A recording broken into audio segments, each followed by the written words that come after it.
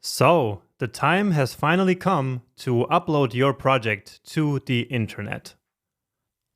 And to do so, we are going to use a free web hosting service called Netlify.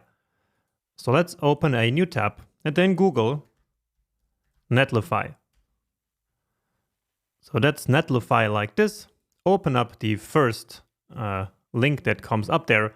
And so this is, in my opinion, one of the best hosting providers out there. So a hosting provider is basically a company that offers a little bit of a web server that you can get, in this case even for free, where you can then upload your web pages and web applications. So this is the service that we're going to use, and I'm really not being paid to tell you to use the service. It's simply an amazing service, and I use it all the time, and I even have my personal website here on Netlify. So it's a great service, and you can get started for free, so it's really worth it. The same with Supabase, actually. So they are not paying me or something to tell you to use Supabase. It's just an amazing project. But anyway, just like with Supabase, you need to start by signing up for a free account here. And so just click this button here, open up your free account, and once you're done with that, we meet back here. Okay, and once you have your account created, it's time to upload the production build that we created in the last lecture. So that's very easy. So somewhere in the interface, you should find a button that says Add New Site and then Deploy Manually. Or it's probably also here in Sites, so you can try that as well. But I will just use this button down here. And so then let's say Deploy Manually. And so all you need to do now is to drop the folder we created right here. So let's right click here on the build folder, then reveal in Finder. And you can of course also just navigate in your file system to your project folder. So what matters is that you have this folder which contains the build folder. So only this one. And then you take the build folder, take it and drag it and drop it here. So that will then take a little bit of time. And maybe your interface here looks different because Netlify is changing all the time. So that's completely normal. And right now, our app is actually already at this domain. And you will of course see a different domain, but if you click here, now your application is live. So this doesn't really work with the small version of the site. So that's because of what we did in the last lecture, where we fixed a fixed height for the app.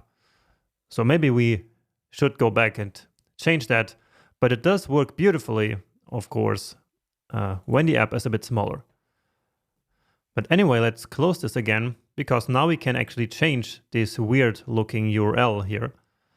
So let's go to Site Settings to do that. Yeah, right here.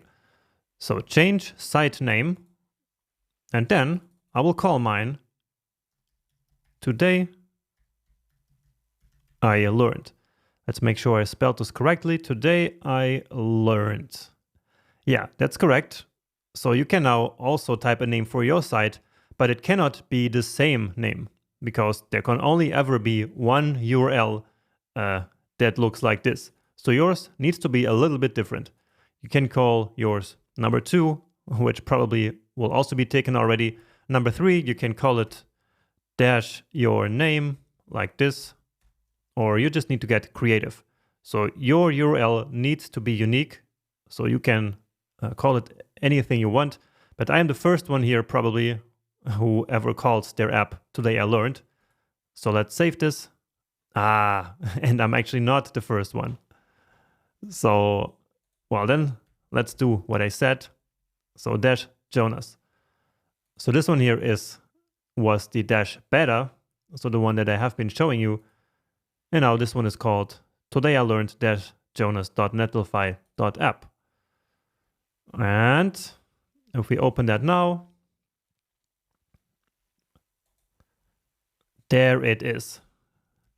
Beautiful. And this URL, you can now take it, copy it, and share it with whoever you'd like. So this is now your web application living live on a web server on the internet, and it's accessible from everywhere and to anyone. So that's a great achievement. So congratulations once again for building your very first web application and for sticking with this crash course all the way to the end. Even though I'm sure there were some situations where it seemed a bit difficult and you just had to push through it. So hopefully you had a lot of fun building this project here together with me, and hopefully you liked web development. And now there's just one more small lecture left where I want to say a few final words about this course. And so let's meet there in a few seconds or a few minutes if you'd like.